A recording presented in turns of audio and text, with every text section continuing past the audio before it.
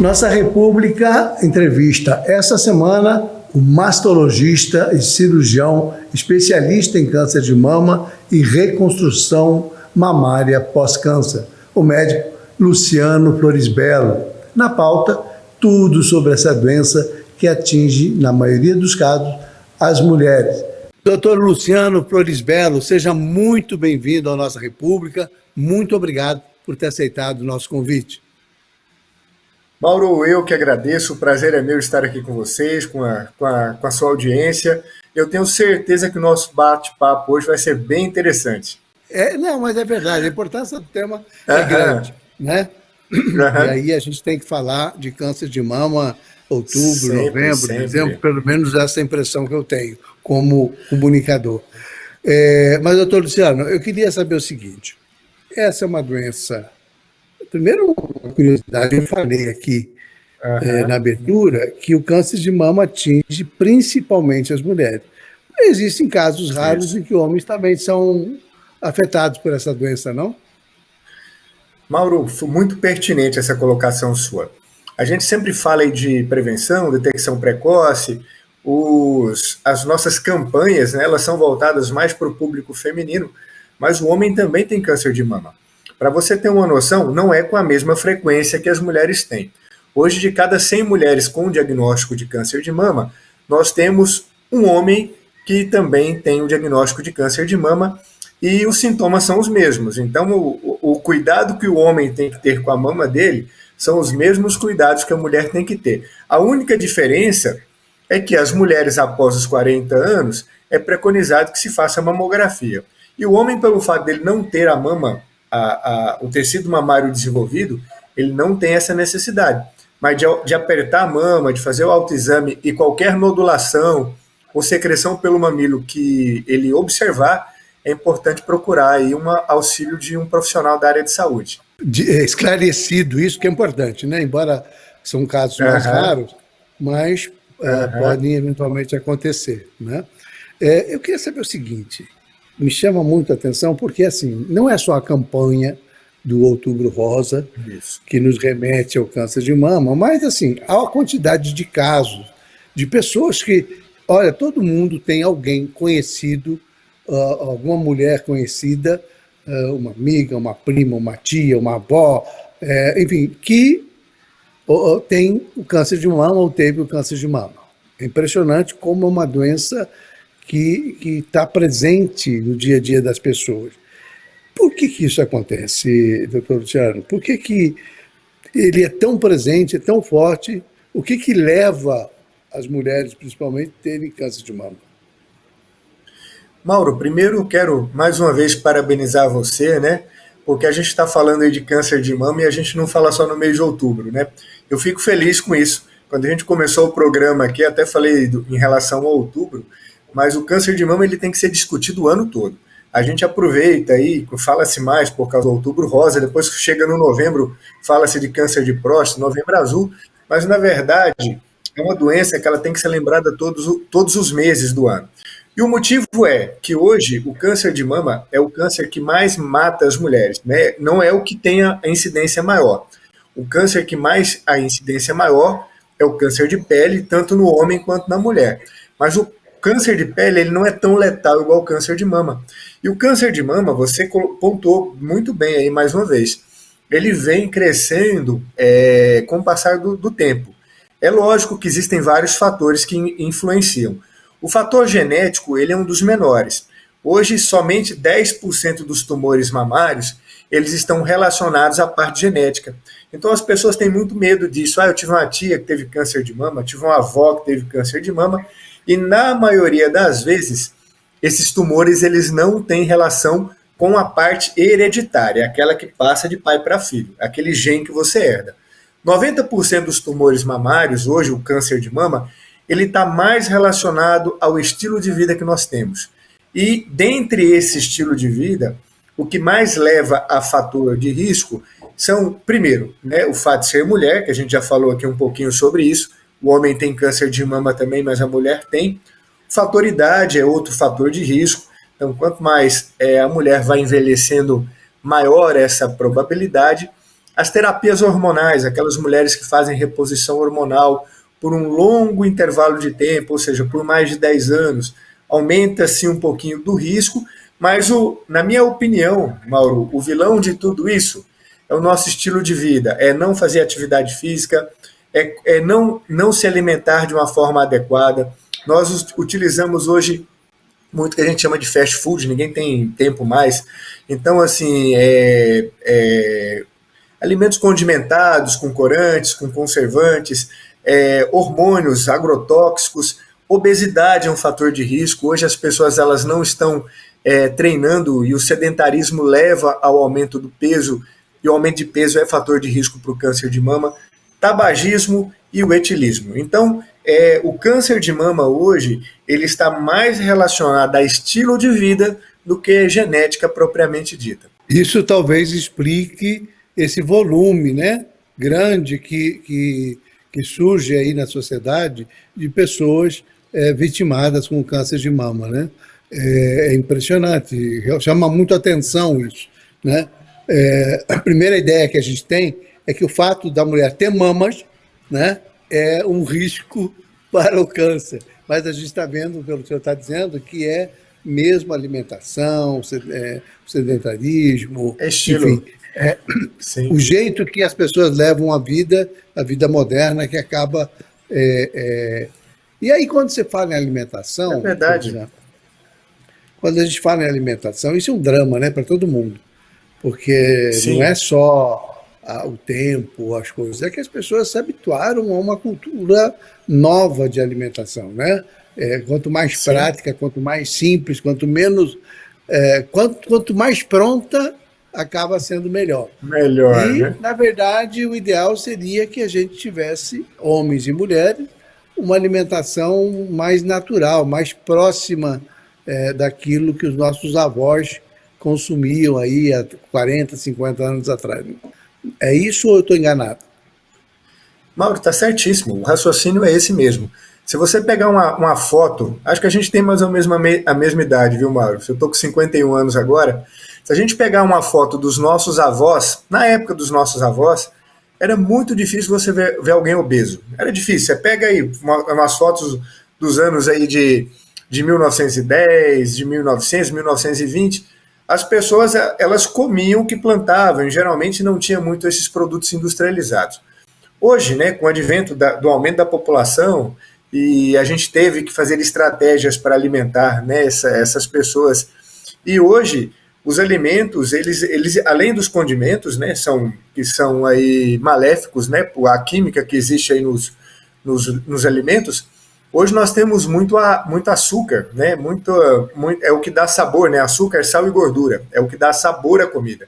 Então a gente começa a se alimentar de uma forma muito errada. E o porquê disso? Uma vez eu estava escutando uma nutricionista, e minha irmã é nutricionista também, e eles têm uma definição que fala assim, tudo que você descasca é bom para a sua saúde. Então, assim, uma banana, uma laranja, que você tem que descascar. Tudo que você tem que abrir um saquinho, isso não faz bem para a sua saúde. Mas quando a gente chega em casa, você ou está cansado, ou você não tem tempo, né? O seu almoço, muitas vezes você não tem tempo, você quer alguma coisa rápida.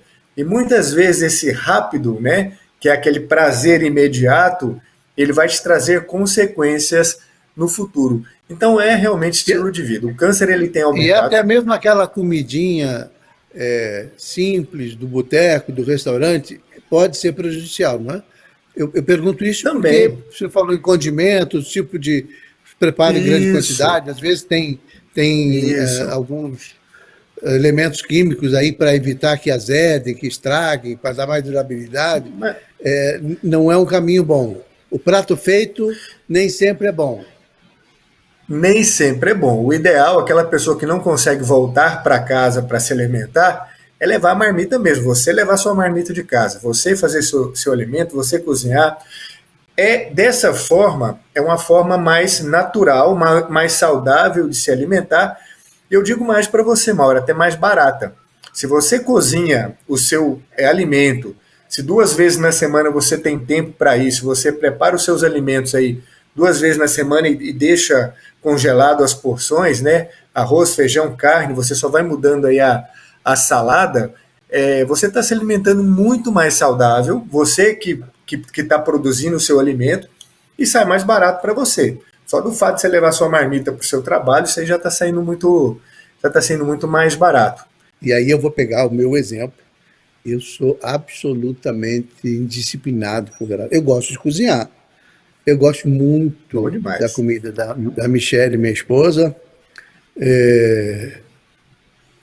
mas o hábito de comer fora e de comer qualquer coisa, né, é uma coisa assim muito arraigada. Como é que a gente faz? Olha, peraí, Sim. preciso dar uma pausa. Além da consciência de que faz mal, de que maneira a gente quebra essa cultura? Porque a gente tem mesmo, e aí Mauro. todos nós, né, principalmente na nossa idade, né, a gente tem mesmo essa cultura do fast food. É isso mesmo, Mauro.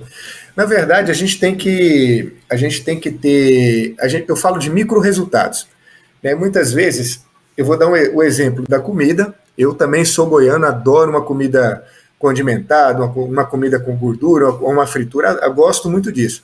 Mas se eu mudar minha dieta de uma forma radical de um dia para o outro, eu não vou seguir essa dieta. Por quê?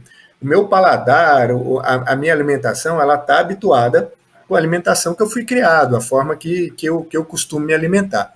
Então eu tenho que estar mudando isso, Mauro, de uma forma gradual. Eu tenho que começar a ter resultados semanais, resultados mensais. A minha alimentação, se eu mudar ela de um dia para o outro, pode ser que eu mantenha por 15 dias, depois eu não consigo mais. Então, nós temos que ir mudando os nossos hábitos de forma gradual. Isso serve para alimentação, isso serve para atividade física. Pessoa sedentária, nunca correu, nunca andou, começa dando uma caminhada de 1 quilômetro, passa para 1,5. Então, assim, a gente tem que ter isso na mente. O interessante também, Mauro, a gente entender que não é que não pode tudo, não é proibido. Eu adoro sair também, eu adoro comer pizza. Toda semana eu como pizza, mas eu como uma vez por semana. Aqui em casa a gente tem um combinado. Então, toda sexta-feira à noite, a gente come pizza. E durante a semana, de segunda a quinta-feira, ou de segunda a sexta-feira à tarde, eu controlo. Eu faço uma dieta, eu como menos, eu procuro comer coisas mais saudáveis. Chega no final de semana, por que não comer minha pizza? Por que não, se eu gosto de tomar uma cerveja, tomar minha cervejinha? Eu não posso fazer isso todos os dias. Então, e esse hábito, ele é mudado paulatinamente, ele é gradual. Se eu tentar mudar isso de uma forma muito radical, eu não consigo manter depois. E esse é um assunto muito sério, né? Porque muita gente acaba sendo vítima, acaba sendo fatal para muita gente que não tem cuidado de se avaliar precocemente, de buscar orientação desde cedo. Como é que é isso, Douglas? De que maneira as pessoas podem evitar um câncer grave ou agravado pelo Perfeito, Mauro. Inicialmente, a prevenção, a gente recomenda que faça aí primeiro hábitos de vida, né? A gente falou aqui no primeiro bloco a importância de você se alimentar, a importância de você fazer atividade física, mas quando a gente fala de prevenção, quando a gente fala de exames que a mulher deve fazer, nós baseamos essa prevenção em 4 pilares. O primeiro pilar e o mais simples é o pilar que a própria mulher faz, que é o autoexame, que é o exame feito, é o toque que ela faz nas mamas uma vez por mês. E geralmente indicamos Não que é as só mulheres no façam. Outubro Rosa, né? Todo mês, né? Não é justamente, isso é feito todos os meses. Esse mês, né, ou qualquer outro mês, que é o outubro que você falou, ele tem a sua importância, mas são todos os meses. E de que forma que essa mulher faz isso? A recomendação é acima dos 20 anos, então aquelas mulheres de 20 anos para cima já tem que estar examinando, palpando a sua mama uma vez por mês. A indicação é que ela faça isso 7 dias após o término da menstruação, porque a mama ela fica menos sensível, fica menos inchada. Mas tem mulheres que já tiraram o útero, tem mulheres que usam anticoncepcional de forma contínua, tem mulheres que têm DIU que não menstruam. Então essas mulheres elas vão escolher um dia do mês, pode ser dia 5, dia 10, dia 15, para estar fazendo esse autoexame. E o autoexame consiste na mulher observar a mama na frente do espelho, ver se mudou a forma da mama, se tem abaulamento, ou seja, se está inchada, se está retraída, se a mama está diferente da outra. E após isso, ela observou, está tudo bem? Ela faz palpação em toda a mama com movimentos circulatórios, pegando desde o mamilo até a região da axila. E eu falo que a mama é como se fosse um relógio. Ela faz aqui o exame a meio-dia, exame a 1 hora, exame às 2 horas, sempre do meio da mama para a periferia. Feito isso, já é uma forma de identificação de nódulo de uma forma bem inicial, precoce. Segunda situação que a mulher tem que fazer depois dos 20 anos é passar periodicamente, ou seja, pelo menos uma vez por ano, com um ginecologista ou com um mastologista para estar fazendo um exame clínico das mamas. Então a mama, ela também, após os 20 anos, ela tem que ser examinada por um profissional da área de saúde. E saindo dessa fase do exame, Mauro, aí a gente vai para a fase dos exames complementares, que no caso é ultrassom e mamografia. Mulheres jovens, dos 20 aos 40 anos, o exame recomendado é o ultrassom de mama. É o melhor exame que se faz nessa faixa etária, dos 20 aos 40. E as mulheres acima dos 40 anos, elas têm que fazer a mamografia, que é o exame mais indicado. Então, acima dos 40 anos, até os 75 anos é a mamografia, e dos 40 aos 20, dos 20 aos 40, ultrassom. Existem outros exames de mama, mas eles não são recomendados para se fazer como screening, como identificação do nódulo numa fase precoce. Deixa eu lhe fazer uma pergunta, uma curiosidade. Mulheres que colocam próteses nos seios, para aumentar o seio ou para diminuir, esse tipo de cirurgia no seio, elas têm mais propensão ou não tem nada a ver uma coisa com a outra? Não tem nada a ver. A mulher que tem prótese mamária ou que pensa em colocar prótese mamária e às vezes não quer colocar porque tem medo de virar um câncer ou ter dificuldade no diagnóstico de um câncer de mama, isso não existe. A proporção de cânceres mamários em mulheres que têm prótese mamária é a mesma probabilidade. E não dificulta também no caso aí de fazer exames. Às vezes fala, mas eu estou com prótese, não dá para fazer mamografia. Dá para fazer sim. Dá para identificar o tumor, então não muda nada. Mulher que tem prótese, mulher que não tem prótese, é a mesma coisa aí em relação à chance de desenvolver câncer de mama, e os exames que tem que se fazer para a identificação precoce do câncer de mama, eles são os mesmos. Eu queria que você nos explicasse o seguinte: câncer de mama é efetivamente uma sentença de morte ou a taxa de cura é maior do que a taxa de mortalidade? Mauro, a taxa de cura ela é altíssima.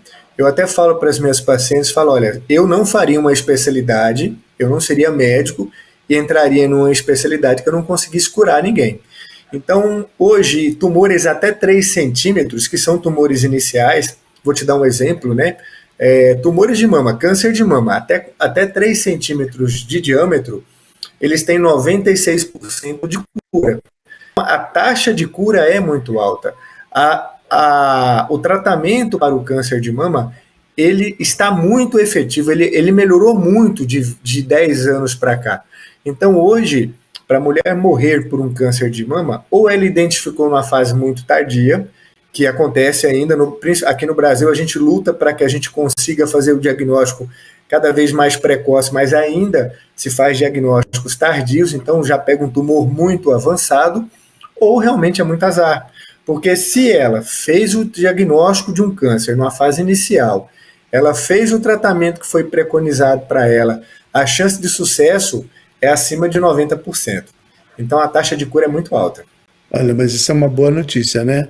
Porque as pessoas Sim. realmente ficam muito abatidas, né? E aí, quando a pessoa tem uma notícia dessas, a sensação que eu tenho é que elas ficam realmente depressivas, Fica. perdem da tristeza, enfim, porque é uma doença com uma fama muito ruim, né, por assim dizer. As pessoas, como é que elas devem se comportar diante de um diagnóstico de câncer? Aí eu não Mauro, estou falando só de mama, mas... não, o câncer de uma forma geral, né? Eu falo que, primeiro, eu falo como médico, tá? Eu sempre sou uma pessoa verdadeira, mas eu sou humana também. Então, existem formas e formas de você dar uma notícia. Você pode muito bem dar a notícia que ela tem um câncer de mama, mas o importante é você mostrar que tem solução e que ela não está sozinha nesse tratamento. Hoje, o câncer de mama, ele não é mais uma doença tratada apenas por um médico. Você fala assim, olha, eu fui no mastologista, o mastologista que vai definir aí o que vai ser meu tratamento. Ele pode nortear, você vai ter que ter um médico sim para te ajudar a passar por esse processo aí do tratamento, mas você tem um mastologista, você tem um oncologista que é o médico que faz quimioterapia, você tem um médico que faz radioterapia, que é o radioterapeuta, você tem psicólogo, você tem nutricionista, você tem assistente social, o fisioterapeuta. Então, assim, o câncer de mama, ele é uma doença sistêmica, ou seja, ele pega o organismo da pessoa como um todo, então a gente tem que tratar ele como um todo e a gente tem que tratar a família também. Além de tudo isso que eu te falei, Mauro, é importantíssimo... Tratar a família por quê, doutor Luciano? Desculpa, me chamou muito a atenção essa afirmação. Agora que eu ia chegar nisso, Mauro, porque a família também adoece junto. É justamente isso, a pessoa muitas vezes, se ela não tiver um aporte de amigos, de família, ou até existem grupos, né? Aqui no Mato Grosso tem o MT Mama, o Grupo Life, que são formados por mulheres que já tiveram câncer e ajudam mulheres que estão passando pelo câncer de mama. Então, assim, o apoio ele é fundamental quando a gente está passando aí por um momento ruim. E a família adoece junto, porque quem está doente é uma pessoa que você ama, é uma pessoa que você também, na sua cabeça, você acha que vai perder. Aí você vê a pessoa passando mal, tendo efeitos colaterais do tratamento, a pessoa está um pouco baixa astral. Então, é uma doença em que atinge toda a família. Eu tenho uma forma de pensar e uma forma de agir, Mauro, que eu falo que o tratamento do câncer de mama, são 3 pilares que a pessoa tem que colocar na cabeça. Primeiro pilar é mudança de mentalidade, a pessoa tem que ter um pensamento positivo, ela tem que entender que ela vai passar por um processo de tratamento, que não é fácil esse processo de tratamento, mas no final desse processo ela tem uma cura, e ela tem que focar nisso, que a gente começou a conversar aqui no começo do nosso bate-papo aqui, que a gente falou dos micro-resultados. Ela tem que focar nos micro-resultados para ela ter o resultado final positivo, que é a cura. Então, focar nos micro-resultados, pensamentos positivos, estar próximos de pessoas que vão te fazer pensar positivo. Aquela sua vizinha que só dá notícia ruim, você ama ela, você gosta dela, mas não fala da sua doença com ela não, que ela não vai te ajudar sobre isso. Segunda situação de uma pessoa que tem câncer, ela tem que entender muito bem o que é a doença dela. Então, o que é o câncer, como é que funciona, qual é o exame que ela tem que fazer, qual é o tratamento que ela tem que fazer, tipo de cirurgia, tipo de quimioterapia. A partir do momento que ela tem essas informações e ela entende que vai ser fácil passar por esse processo, facilita também o tratamento dela. E o terceiro pilar é você tratar você como um todo. O câncer de mama não define você, ou o câncer não define você. Você é um ser humano que trabalha, você é um ser humano que tem filhos, você é um ser humano que tem esposa ou marido, você tem pai, você tem mãe, você tem que praticar atividade física, às vezes você é hipertenso, diabético. Então, assim, a minha vida não pode ser só em cima do câncer. A partir do momento que a pessoa entende esses 3 pilares, ela passa de uma forma mais harmônica pelo tratamento. Mas não é fácil não, né? A gente estava aqui, você falando, e é bem isso mesmo, né? Às vezes a própria família se afunda numa dor sem fim, né? E acaba, a pessoa fica lá esperando pela morte o tempo todo, e isso é muito ruim, né? O nosso maior inimigo é nós mesmos, né? Muitas vezes nós procuramos problemas que nem existem, ainda não existem, mas você fica imaginando que pode ter aquele tipo de problema. Então, quando você tem um diagnóstico de câncer de mama, a primeira coisa que vem na cabeça é a morte. Primeira coisa, não existe pessoa que não pensa nisso. Pode ser a pessoa mais positiva do mundo, que você pode ter uma coisinha ali e falar, cara, se não der certo, é game over. Então, a primeira coisa, você tem que trabalhar isso. Quando a gente entende que a gente tem que viver no passado e não viver no futuro, e viver no presente, não no passado nem no futuro, isso também faz a diferença. Muitas vezes, ou a gente está preso no passado, ou a gente está lá ansioso, esperando um resultado ruim, um tratamento ruim, uma notícia ruim. Então, você pode mudar a sua vida, desde que você foque no seu hoje. O que eu posso controlar na minha vida é o que a gente está conversando aqui agora, o resto eu não controlo nada. Sobre a preocupação da mulher com essa coisa estética, de ter que eventualmente tirar uma mama, num caso mais grave, ou em todos os casos tem que tirar a mama, doutor? Então, Mauro, olha, eu estou gostando muito de bater esse papo com você aqui, viu? Nesse ritmo aqui nós vamos o dia todo conversando. Que bom, que bom. Eu vou te contar uma história para você entender como era o tratamento. Eu estou formado, eu sou mastologista há 25 anos. Eu sou goiano, fiz faculdade no Rio de Janeiro, depois eu fui para São Paulo me especializar em mastologia e tem 23 anos que eu estou aqui no Mato Grosso, mais especificamente aqui em Cuiabá. E eu vou te contar um pouquinho como era a mastologia quando eu me formei, há 23 anos atrás. Praticamente todas as mulheres, sem exceção, era retirada a mama, era feita a mastectomia, independente do tamanho do tumor, se o tumor era pequeno, se o tumor era grande, porque acreditava-se que a retirada total da mama, com retirada de todos os gânglios debaixo do braço, era o que dava resultado. E tinha só uns 4 tipos de drogas, de medicamentos, que eram utilizados aí para fazer a quimioterapia. Então, assim, era feito o mesmo tratamento, todo mundo, era como se o câncer de mama existisse só um tipo de câncer de mama. Para todo mundo era um padrão de tratamento. Umas davam certo, outras não davam certo, e a probabilidade de dar certo variava em torno de 60%. Hoje nós estamos falando de 96%. Naquela época fazia-se um tratamento extremamente agressivo, era uma cirurgia de grande porte, e medicamentos que tinham efeitos colaterais assim horríveis e tinham uma chance de 60%. É por isso que ainda hoje em dia as mulheres ainda têm receio, têm medo quando se fala de câncer de mama. Hoje, as cirurgias elas são minimamente invasivas, nós tiramos praticamente o tumor com margem de segurança. Então, se a mulher tem um tumor de 2 centímetros, é retirado o tumor com 2 centímetros, com um pouquinho só de mama em volta dele, praticamente não fica um defeito estético, apenas a cicatriz ali onde foi feita a cirurgia, e não se tira mais os gânglios, todos os gânglios axilares. Tira 1, 2, 3, no máximo 10 gânglios, já é suficiente. Isso melhorou demais a parte estética, melhorou demais, diminuiu muito a chance de efeito colateral. E hoje, das 4 drogas que a gente tinha para fazer quimioterapia, existem mais de 40. Aí eu entro na parte da estética. O porquê que eu falei tudo isso? Porque, assim, a primeira coisa que a gente pensa como mastologista ou como oncologista é a cura. Então, a gente tem uma cabeça, o cirurgião oncológico, ele tem uma cabeça para livrar você do câncer, para que você não tenha mais, que você dê um tiro e esse tiro seja certeiro. Mas hoje, todo oncologista, né, e eu me coloco nisso, a gente vai aprimorando e vai percebendo que a medicina vai mudando e as pessoas têm que entender isso, a gente tem que mudar. Hoje, eu me preocupo, sim, com a retirada do câncer de mama, mas eu me preocupo também, principalmente com a estética, porque a sexualidade da mulher, ela está na mama. A mesma representação que o pênis tem para o homem, a mama tem para a mulher.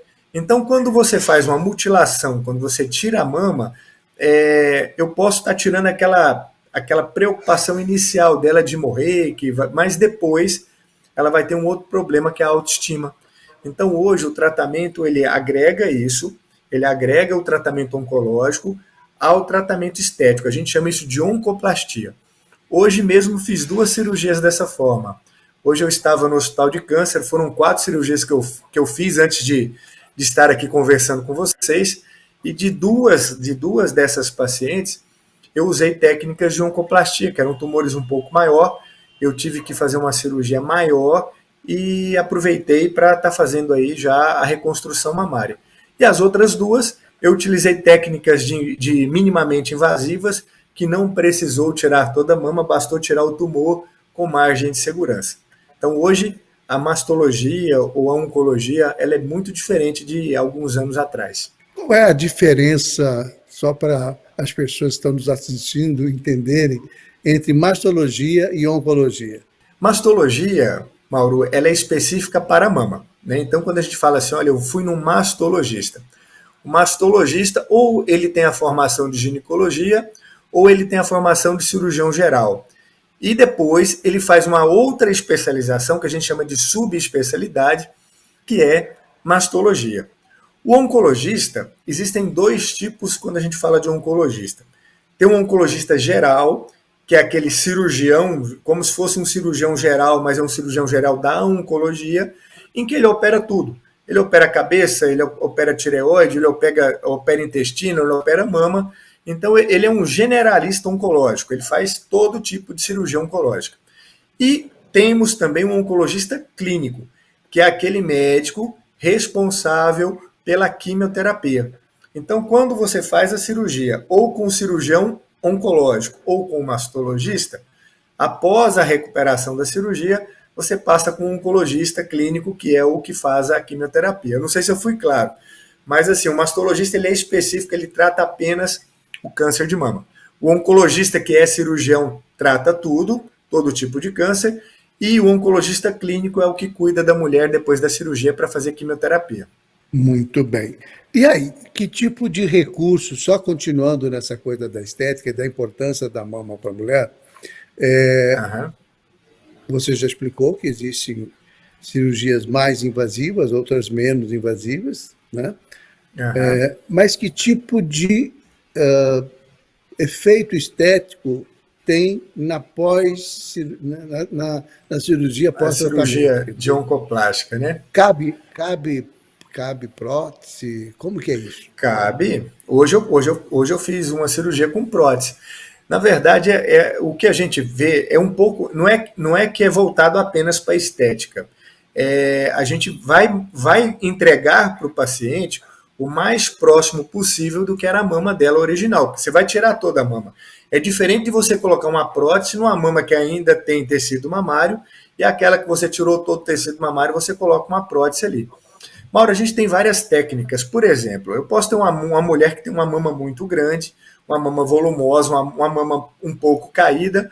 Além de fazer a cirurgia do câncer de mama dela, que é a retirada do câncer de mama, eu posso fazer uma mamoplastia. Eu posso diminuir o tamanho da mama dela, levantar a mama dela, aquela cirurgia que as mulheres muitas vezes fazem quando tem a mama muito grande ou quando tem uma mama muito pendular, muito caída. Então, eu posso associar esse tipo de técnica, mamoplastia, associado à retirada da mama, ou eu posso associar também a técnica de colocação de prótese. Existem próteses provisórias, existem próteses definitivas, e eu posso utilizar até o próprio tecido do corpo da mulher para fazer a reconstrução dessa mama.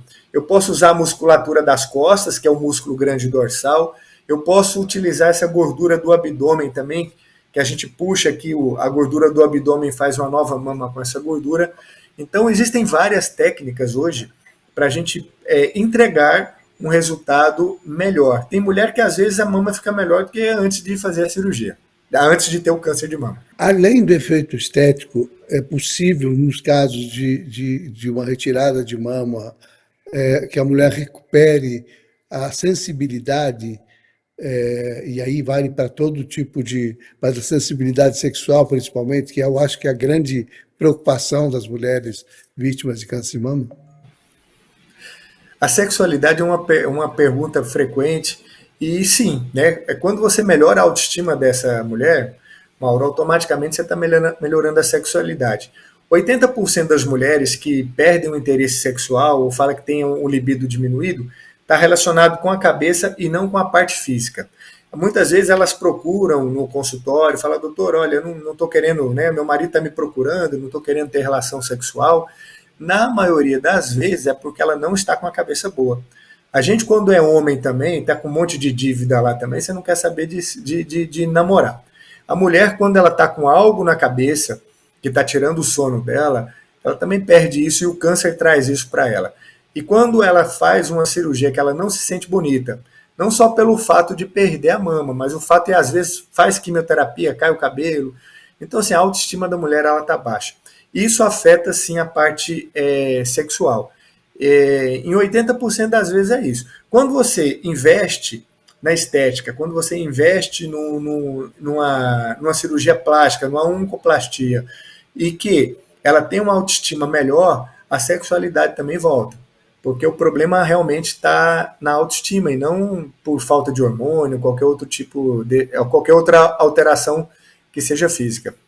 A gente sabe que assim, essa recuperação é importante, a, a coisa da mulher é importante, mas eu queria saber o seguinte, e o acesso ao tratamento?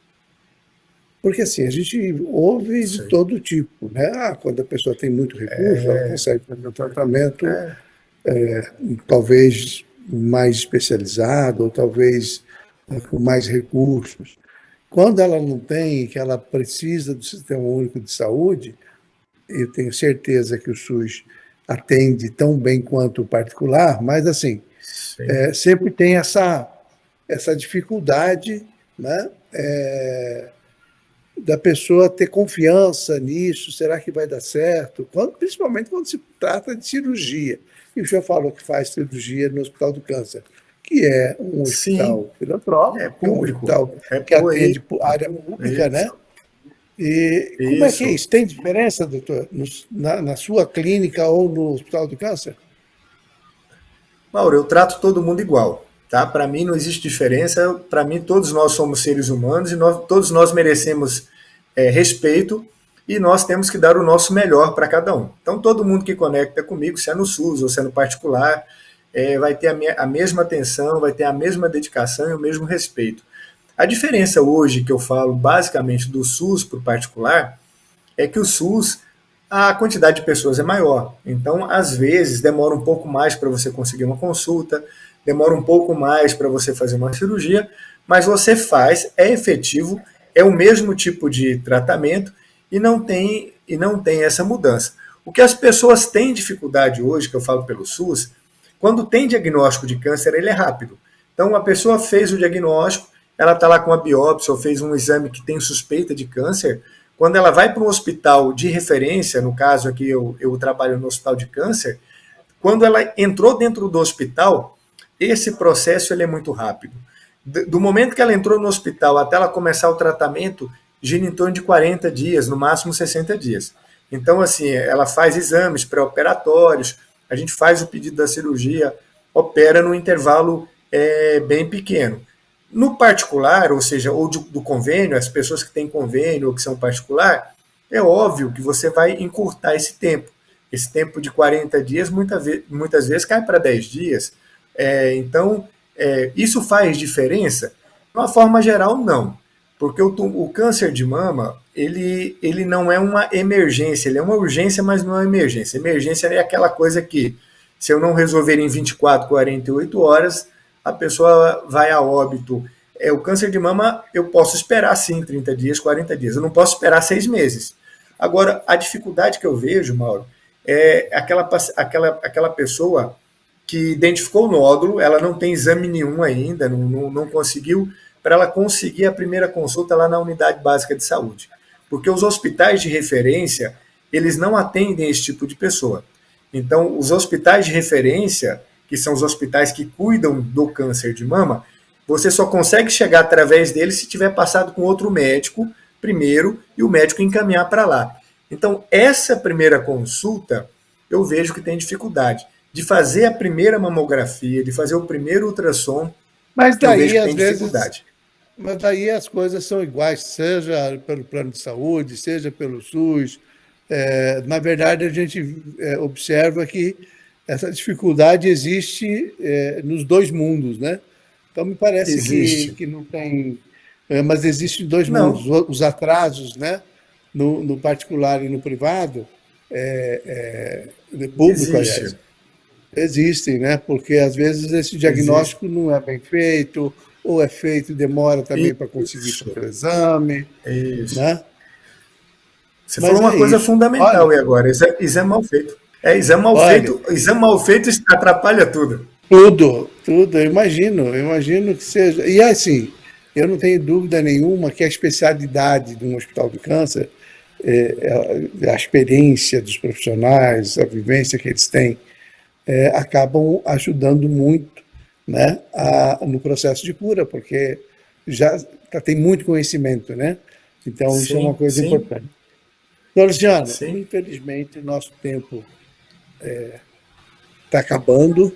Acabou. Eu queria, eu queria pedir para você fazer uma fala sobre essa nossa conversa, no sentido de, enfim, de recomendações, se eu julgar pertinentes, e aí a gente vai encerrar. Lógico. Tá? Um minuto e meio aí para as suas considerações finais. Mauro, muito obrigado mais uma vez por a oportunidade de estar aqui. Se existe uma coisa que eu gosto de fazer é justamente conversar e passar informações aí para as pessoas que têm interesse em aprender alguma coisa. E o que eu quero deixar para vocês que estão acompanhando aí o programa é que câncer tem cura, tá? Eu estou falando de câncer de mama, mas qualquer tipo de câncer tem cura. Não tenha medo. Se você, porventura, tiver alguma suspeita de câncer de mama, você identificou algo diferente, procure um profissional da área da saúde o mais rápido possível, faça os exames adequados e se, caso tiver diagnóstico de câncer, não tenha medo, seja forte e corajoso, como já dizia na Bíblia ali em Josué, porque eu tenho certeza que no final desse processo você vai ser vitorioso. Mas tem que passar pelo processo de peito aberto, coração aberto e pensamento positivo. Luciano, obrigadíssimo. A gente aprendeu muito, com certeza, nesse bate-papo. Nossa República vai ficando por aqui. Até a próxima semana com uma entrevista tão importante como essa com o professor, doutor, mastologista, Luciano Floresberto. Grande abraço. Um abraço a todos.